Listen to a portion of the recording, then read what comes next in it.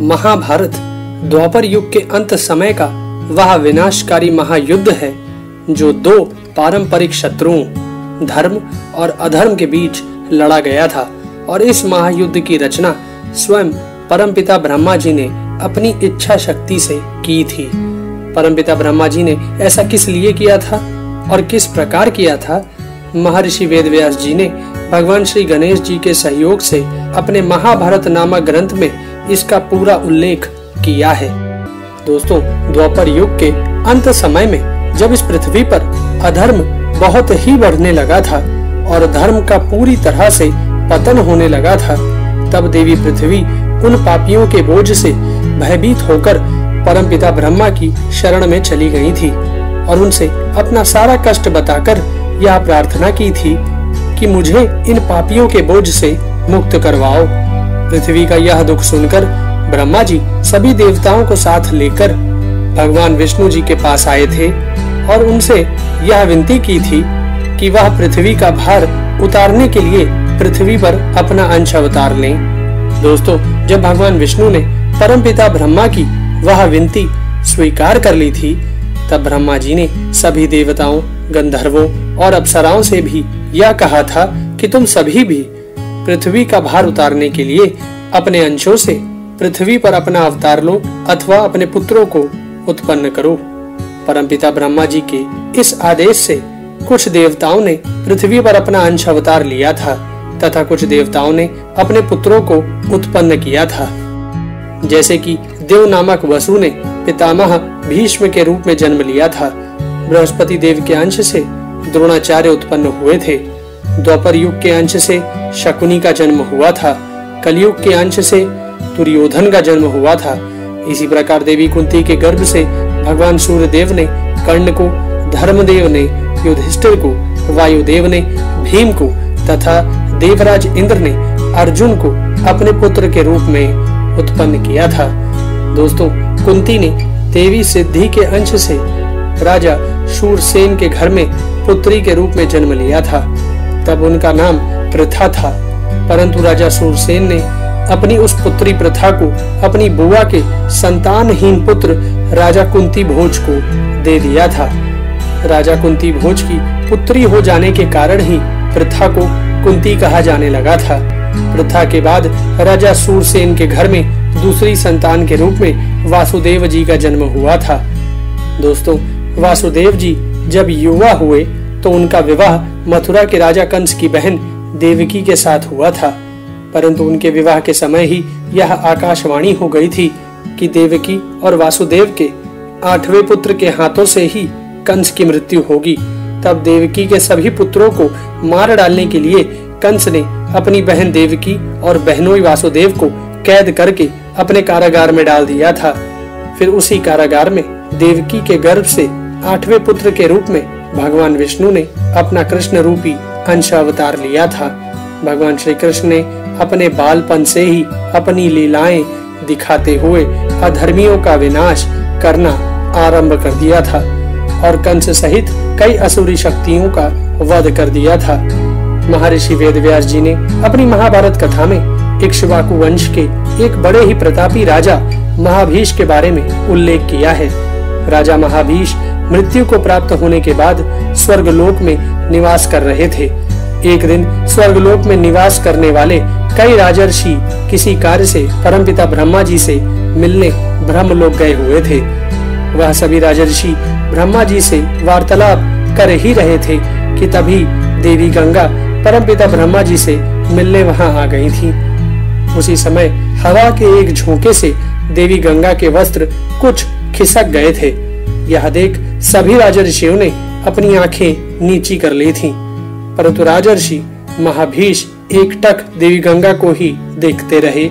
राजर्षि महाभीष के इस अभद्र आचरण के कारण उनके सारे पुण्य नष्ट हो गए थे।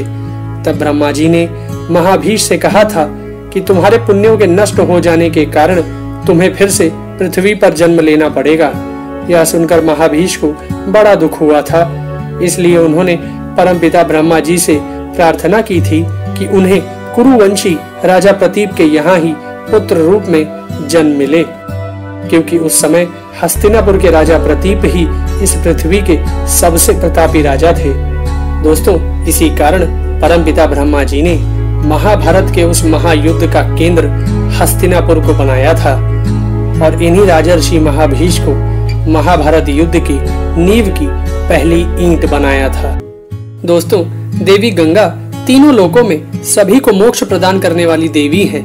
इसी कारण एक दिन महर्षि वशिष्ठ जी के श्राप से पीड़ित 8 वसु उनके पास आए और देवी गंगा से विनती करते हुए बोले कि हमें महर्षि वशिष्ठ जी के श्राप के कारण मनुष्य योनि में जन्म लेना है, अतः आप ही हमें उस श्राप से मुक्ति प्रदान करवाइए। उन वसुओं की प्रार्थना सुनकर देवी गंगा ने कहा कि मैं तुम लोगों को अपने गर्भ से मनुष्य योनि में जन्म दूंगी और तत्काल ही तुम्हें अपने जल में प्रवाह करके मनुष्य योनि से मुक्त भी कर दूंगी। देवी गंगा ने उन वसुओं को जन्म देने का वचन तो दे दिया था, परंतु उसके बाद वह यह सोचने लगी थी कि वह पृथ्वी पर किस मनुष्य के साथ विवाह करके इन वसुओं को जन्म देंगी। तभी उन्हें राजर्षि महाभीष की याद आई, जिन्होंने ब्रह्मा जी से राजा प्रतीप के यहाँ पुत्र रूप में जन्म लेने की विनती की थी। राजर्षि महाभीष की याद आते ही देवी गंगा राजा प्रतीप के पास उनसे मिलने पहुंच गई थी। हस्तिनापुर के राजा प्रतीप उस समय अपनी पत्नी के साथ गंगा द्वार नामक स्थान पर संतान प्राप्ति के लिए तपस्या कर रहे थे। देवी गंगा ने राजा प्रतीप के पास जाकर उनसे अपनी समस्या बताई और यह निश्चित किया कि वह उनके भावी पुत्र की पत्नी बनेंगी। राजा प्रतीप बड़े ही बूढ़े हो चुके थे, इसलिए उन्हें अपना वंश शांत होता यानी समाप्त होता दिखाई पड़ रहा था। इसलिए जब इस देव योग के कारण राजर्षि महाभीष ने उनके यहाँ पुत्र के रूप में जन्म लिया तो उस पुत्र का नाम शांतनु ही पड़ गया था। शांतनु जब युवा हुए तब राजा प्रतीप ने उनसे यह कहा कि तुम्हारे पास एक स्त्री पुत्र प्राप्ति की अभिलाषा से आएगी, तुम उसकी कोई जांच पड़ताल मत करना और उसकी इच्छा पूर्ण कर देना। तुम्हारी पत्नी बनकर वह जो भी अनर्थ करे, परंतु तुम उससे कुछ भी मत कहना। शांतनु को यह समझाने के बाद राजा प्रतीप ने शांतनु को हस्तिनापुर का राजा बना दिया और खुद तपस्या करने के लिए वन में चले गए थे। कुछ दिनों बाद राजा शांतनु शिकार खेलते हुए गंगा नदी के तट पर पहुंचे तो वहां उन्हें एक बहुत सुंदर स्त्री दिखाई पड़ी। राजा शांतनु उसे देखते ही उस पर मोहित हो गए और उस स्त्री के सामने विवाह का प्रस्ताव रख दिया। तब उस स्त्री ने कहा कि मैं एक शर्त पर ही विवाह कर सकती हूँ कि मैं कुछ भी अच्छा या बुरा करूँ, आप मुझे टोकेंगे नहीं। जिस दिन आप मुझे टोकेंगे उस दिन मैं आपको छोड़कर चली जाऊंगी। स्त्री की यह बात सुनते ही राजा शांतनु को अपने पिता की बात याद आ गई और उन्होंने बिना कुछ जांच पड़ताल किए उस स्त्री की बात स्वीकार कर उससे विवाह कर लिया। इस प्रकार देवी गंगा राजा शांतनु की पत्नी बनकर हस्तिनापुर चली आई थी। राजा शांतनु की पत्नी बनने के बाद देवी गंगा ने एक एक कर 7 पुत्रों को जन्म दिया, परंतु देवी गंगा अपने उन पुत्रों को पैदा होते ही अपने जल में बहा देती थी। राजा शांतनु को यह अच्छा नहीं लगता था, परंतु वह इस भय से कुछ नहीं बोलते थे कि कहीं वह उन्हें छोड़कर न चली जाए। परंतु देवी गंगा ने जब अपने 8वें पुत्र को जन्म दिया और उसे भी वह अपने जल में बहाने के लिए जाने लगी तो राजा शांतनु से सहा नहीं गया और उन्होंने क्रोध में देवी गंगा को रोककर उससे पूछा कि तू कौन है, कैसी स्त्री है जो अपने ही पुत्रों को मार डालती है। राजा शांतनु की यह बात सुनकर गंगा ने कहा कि तुमने शर्त तोड़ी है, इसलिए अब मैं तुम्हारे साथ नहीं रहूंगी।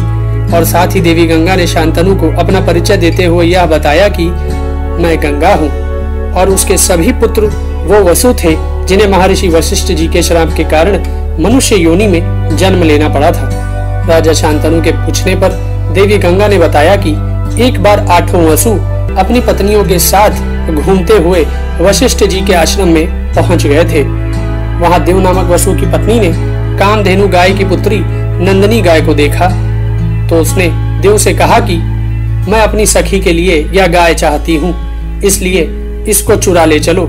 पत्नी की बात सुन वसुदेव ने अपने भाइयों के साथ मिलकर नंदिनी का हरण कर लिया था। जब वशिष्ठ जी ने अपनी दिव्य दृष्टि से यह सब पता लगा लिया तब उन्होंने यह श्राप दे दिया था कि जिन वसुओं ने मेरी गाय हरी है उन वसुओं का जन्म मनुष्य योनि में होगा। वशिष्ठ जी का यह श्राप सुनकर 8 वसु उनके चरणों में गिरकर क्षमा मांगने लगे थे।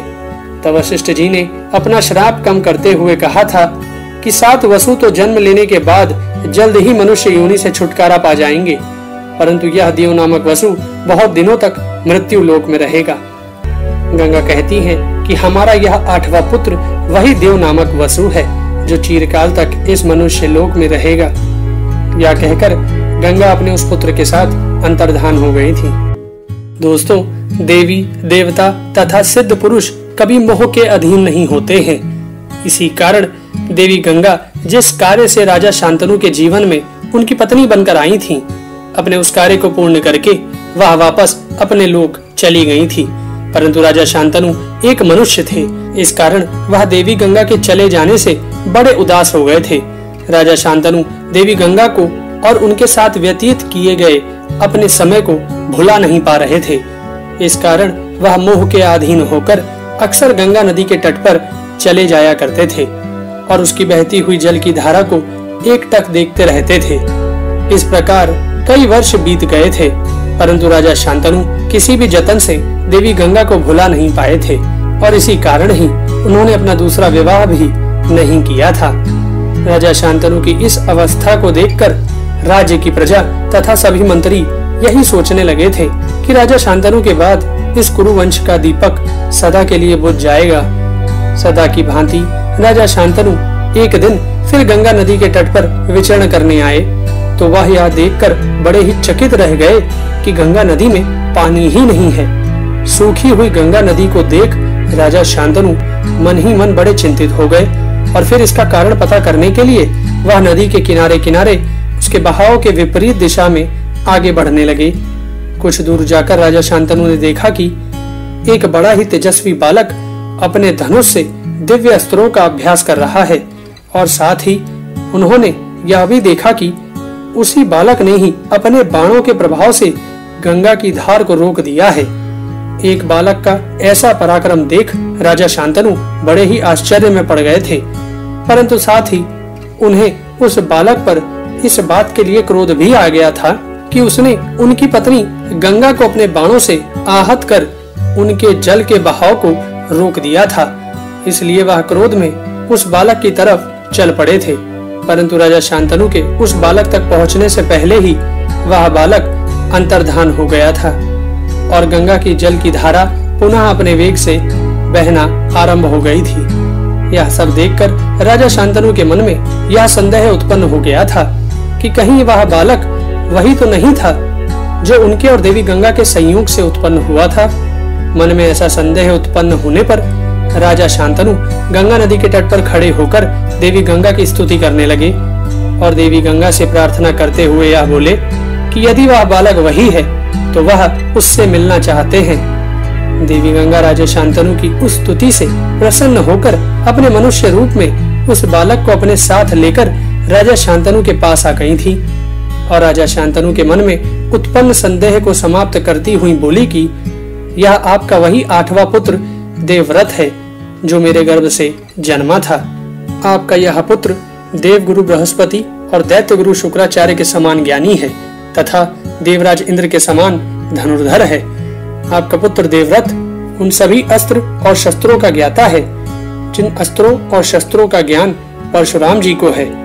अभी आप अपने इस पुत्र को स्वीकार करिए और इसे अपने साथ ले जाइए। इस प्रकार देवव्रत को राजा शांतनु को सौंपकर देवी गंगा पुनः अंतर्धान हो गई थी।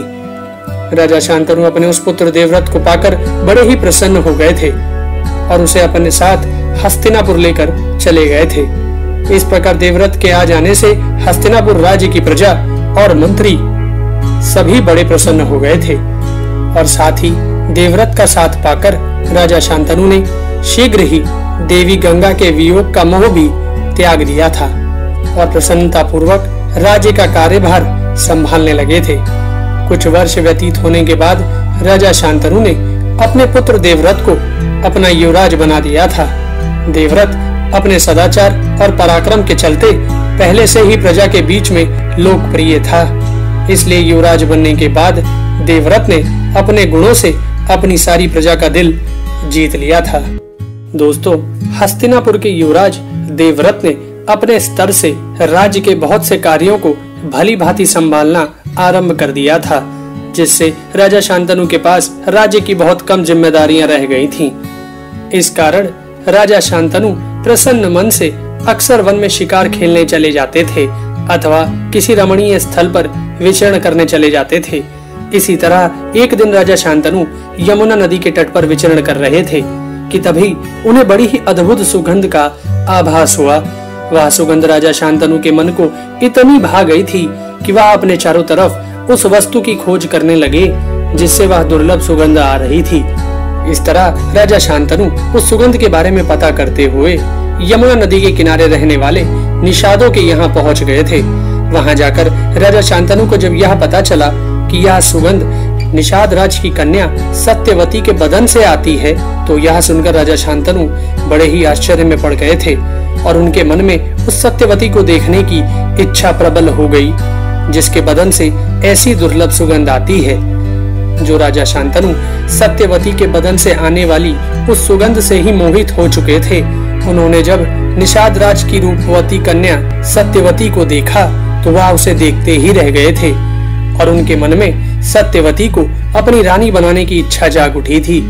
इसलिए राजा शांतनु ने निषाद राज के पास जाकर कहा कि मैं तुम्हारी कन्या सत्यवती के साथ विवाह करना चाहता हूँ।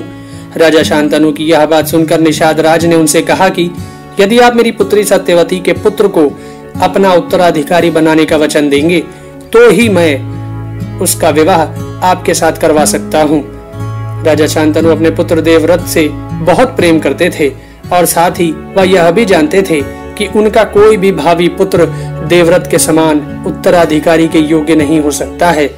इस कारण उन्होंने निषाद राज की वह शर्त नहीं मानी थी और वापस अपनी राजधानी चले आए थे। परंतु वह सत्यवती और सत्यवती के बदन की उस दुर्लभ सुगंध को अपने दिल से नहीं निकाल पाए थे, जिसके कारण उनके जीवन में एक बार फिर से उदासी छा गई थी। निषाद राज की वह कन्या सत्यवती एक मत्स्य कन्या थी। उसका जन्म एक मछली के गर्भ से हुआ था। मछली के गर्भ से उत्पन्न होने के कारण सत्यवती के बदन से मछली जैसी दुर्गंध आती थी, इसलिए उस समय वह मत्स्यगंधा के नाम से जानी जाती थी। उस समय लोग उसके बदन से आने वाली दुर्गंध के कारण उसके पास नहीं आते थे। इस कारण मत्स्यगंधा अपने उन निषादों के समाज में भी अलग थलग पड़ गई थी। अपने बदन से आने वाली उस दुर्गंध के कारण मत्स्यगंधा को भी बड़ी लज्जा आती थी। लोगों से दूर एकाकी जीवन जीने वाली मत्स्यगंधा अपना समय व्यतीत करने के लिए यमुना नदी में नाव चलाकर यात्रियों को नदी के एक पार से दूसरे पार पहुंचाने का कार्य किया करती थी। परंतु उसके बदन से आने वाली दुर्गंध के कारण बहुत कम यात्री ही उसकी नाव पर सवार होते थे। एक दिन सूर्यास्त के समय मत्स्यगंधा अपनी नाव को बांधकर अपने घर जाने वाली थी कि तभी महर्षि पराशर वहां आ गए। उन्हें यमुना नदी के पार जाना था, तो उन्होंने मत्स्यगंधा से नदी पार छोड़ने के लिए कहा। मत्स्यगंधा सूर्यास्त हो जाने के बाद भी महर्षि पराशर को नाव में बिठाकर उन्हें यमुना पार छोड़ने के लिए चल पड़ी। मत्स्यगंधा की नाव अभी यमुना नदी के बीच में ही पहुंची थी कि तभी बड़ी तेज हवाओं के साथ भीषण वर्षा होने लगी थी, जिससे मत्स्यगंधा की नाव डगमगाने लगी थी। इसलिए मत्स्यगंधा ने अपनी नाव को यमुना नदी के बीच में एक छोटे से टापू पर रोक दिया था। सूर्यास्त हो चुका था, इस कारण चारों तरफ अंधेरा छा गया था।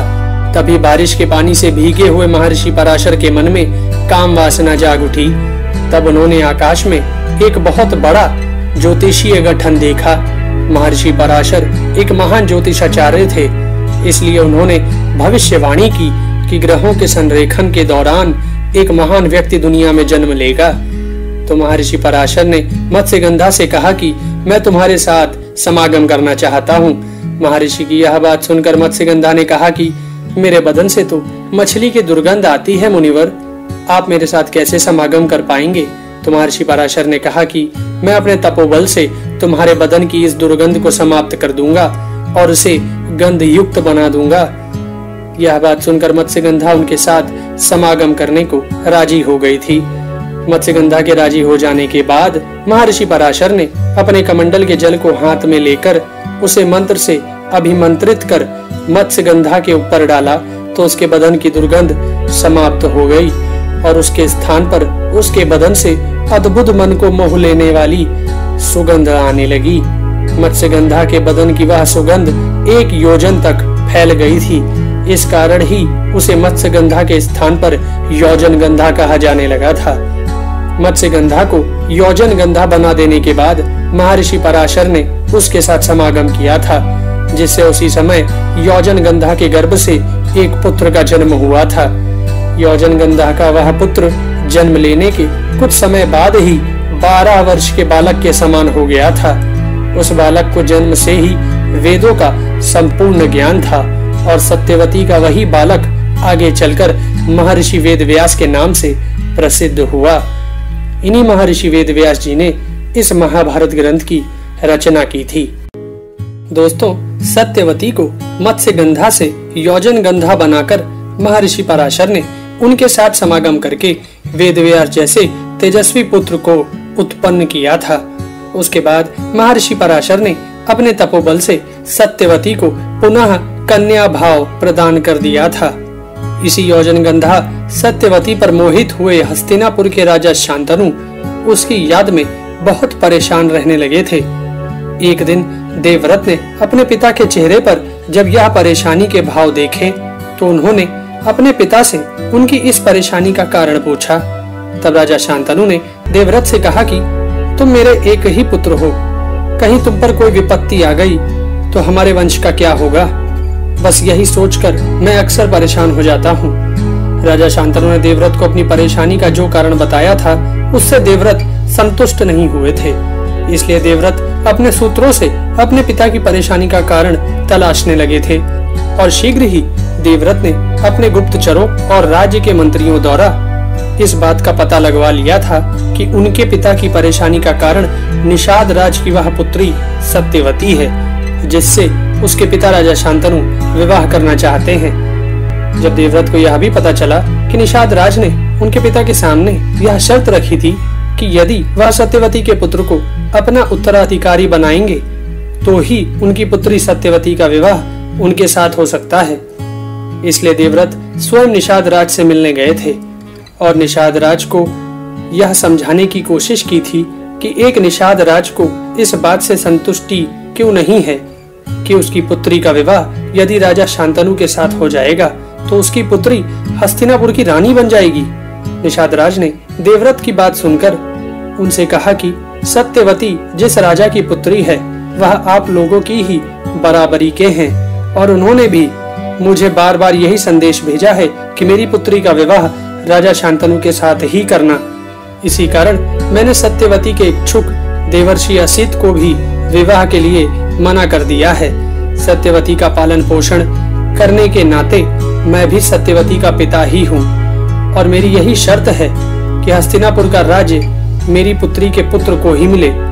निषाद राज की यह बात सुनकर देवव्रत उनसे कहते हैं कि मैं शपथ लेकर तुम्हें यह विश्वास दिलाता हूँ कि सत्यवती के गर्भ से उत्पन्न हुआ पुत्र ही हस्तिनापुर का राजा होगा।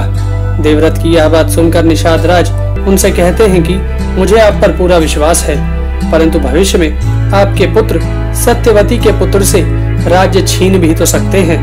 निषाद राज की यह बात सुनकर देवव्रत बड़ी दुविधा में पड़ गए थे। उनकी समझ में यह नहीं आ रहा था कि वह निषाद राज को विश्वास कैसे दिलाएं। इसलिए उन्होंने अपने पिता की प्रसन्नता के लिए निषाद राज के सामने सभी देवताओं को साक्षी मानकर यह प्रतिज्ञा कर ली थी कि वह कभी विवाह नहीं करेंगे और आजीवन ब्रह्मचर्य धर्म का पालन करेंगे। तब देवताओं ने देवव्रत की यह दुष्कर प्रतिज्ञा सुनकर यह कहा था कि ऐसी भीष्म प्रतिज्ञा करने के कारण देवव्रत का नाम भीष्म होना चाहिए। तभी से देवव्रत को भीष्म के नाम से पुकारा जाने लगा था। देवव्रत की यह प्रतिज्ञा सुनने के बाद निषाद राज बहुत संतुष्ट हो गए थे और तब देवव्रत सत्यवती को अपने साथ लेकर हस्तिनापुर चले आए थे और सत्यवती को अपने पिता राजा शांतनु को सौंप दिया था। दोस्तों, राजा शांतनु अपने लिए अपने पुत्र का यह त्याग देखकर बड़े ही प्रसन्न हुए थे। इसलिए उन्होंने अपने पुत्र को यह वरदान दिया था कि वह जब तक जीना चाहेगा तब तक मृत्यु उसका बाल भी बांका नहीं कर सकेगी। मृत्यु उससे पूछ कर ही उस पर अपना प्रभाव डाल पाएगी। दोस्तों, हस्तिनापुर की रानी बनने के बाद सत्यवती ने 2 पुत्रों चित्रांगद और विचित्रवीर्य को जन्म दिया था। यह दोनों ही राजकुमार बड़े ही होनहार और पराक्रमी थे। सत्यवती का ज्येष्ठ पुत्र चित्रांगद ने अभी युवावस्था में प्रवेश भी नहीं किया था कि तभी राजा शांतनु स्वर्गवासी हो गए थे। तब भीष्म ने सत्यवती सम्मति से उनके ज्येष्ठ पुत्र चित्रांगद को राजगद्दी पर बिठा दिया था। चित्रांगद बड़ा ही पराक्रमी था, इसलिए उसने अपनी उसी अवस्था में कई राजाओं को पराजित कर उनके राज्य पर अधिकार कर लिया था। इसी चित्रांगद नाम का एक गंधर्वों का राजा भी था। उसने जब यह देखा कि हस्तिनापुर का राजा चित्रांगद अपने बल तथा पराक्रम से देवता, मनुष्यों तथा असुरों को नीचा दिखा रहा है, तो उसने क्रोध में आकर हस्तिनापुर राज्य पर चढ़ाई कर दी थी। तब 3 वर्ष तक हस्तिनापुर के राजा चित्रांगद और गंधर्व राज चित्रांगद के बीच कुरुक्षेत्र के मैदान पर युद्ध चला था। गंधर्व राज चित्रांगद एक पराक्रमी योद्धा होने के साथ साथ बड़ा मायावी भी था। इसी कारण उसके हाथों से हस्तिनापुर के राजा चित्रांगद की मृत्यु हो गई थी। चित्रांगद की मृत्यु के बाद सत्यवती के छोटे पुत्र विचित्रवीर्य का हस्तिनापुर की राजगद्दी पर अभिषेक किया गया था।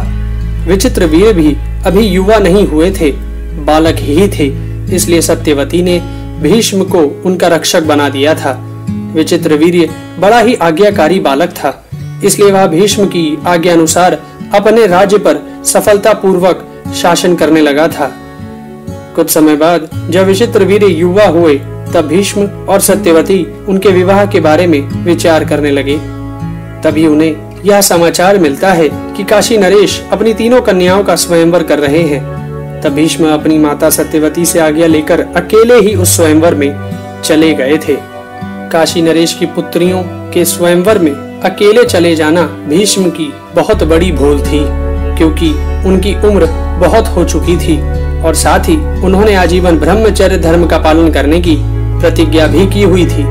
इस कारण उस स्वयंवर में उपस्थित सभी राजा उन पर हंसने लगे थे, जिसके कारण भीष्म को बड़ा ही क्रोध आ गया था। इसलिए उन्होंने काशी नरेश की 3 पुत्रियों को बलपूर्वक अपने रथ पर बिठा लिया था और वहां उपस्थित सभी राजाओं से यह कहा था कि मैं अपने भाई विचित्रवीर्य के लिए काशी नरेश की एक पुत्री का रिश्ता मांगने आया था, परंतु तुमने मेरा उपहास किया है।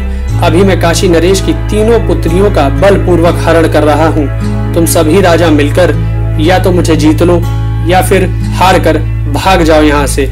भीष्म की यह चुनौती सुनकर सभी राजाओं ने मिलकर अपनी सेना के साथ अकेले भीष्म पर धावा बोल दिया था, परंतु भीष्म ने अकेले ही राजाओं को उनकी सेना सहित परास्त कर दिया था और काशी नरेश की 3 पुत्रियों का हरण करके हस्तिनापुर वापस चले आए थे। हस्तिनापुर आकर भीष्म ने काशी नरेश की उन 3 पुत्रियों अंबा, अंबिका और अंबालिका को अपने भाई राजा विचित्रवीर्य को समर्पित कर दिया था, परंतु उस समय काशी नरेश की बड़ी पुत्री अंबा ने भीष्म से यह कहा था कि मैं पहले से ही मन राजा शाल्व को अपना पति मान चुकी हूँ और इसमें मेरे पिता की भी सहमति थी, इसलिए आप मेरे साथ धर्म के अनुसार न्याय कीजिए। अंबा की यह बात सुनकर भीष्म ने सत्यवती और ब्राह्मणों से विचार विमर्श किया और फिर अंबा को उसके इच्छानुसार जाने की अनुमति दे दी। अंबा के जाने के बाद अंबिका और अंबालिका का विवाह राजा विचित्रवीर्य के साथ कर दिया गया था। अंबिका और अंबालिका जैसी पत्नियों को पाने के बाद राजा विचित्रवीर्य बड़ा ही कामासक्त हो गया था। इस कारण वह विवाह के 7 वर्ष बाद क्षय रोग से पीड़ित हो गया। राजा विचित्रवीर्य की बहुत चिकित्सा कराई गई, परंतु वह स्वस्थ नहीं हो पाया और उसी क्षय रोग के कारण मृत्यु को प्राप्त हो गया। दोस्तों, देवी सत्यवती अपने पुत्र राजा विचित्रवीर्य की मृत्यु से इस कारण बहुत ही ज्यादा दुखी हो गई थी, क्योंकि विचित्रवीर्य अपनी पत्नियों से संतान उत्पन्न किए बिना ही परलोकवासी हो गया था। कुछ दिन व्यतीत होने के बाद सत्यवती ने भीष्म को अपने पास बुलाया था और उनसे कहा कि अभी हमारे वंश की रक्षा का भार तुम पर ही है, इसलिए तुम अपने भाई विचित्रवीर्य की दोनों पत्नियों से संतान उत्पन्न करके वंश की रक्षा करो और साथ ही हस्तिनापुर के राज्य सिंहासन पर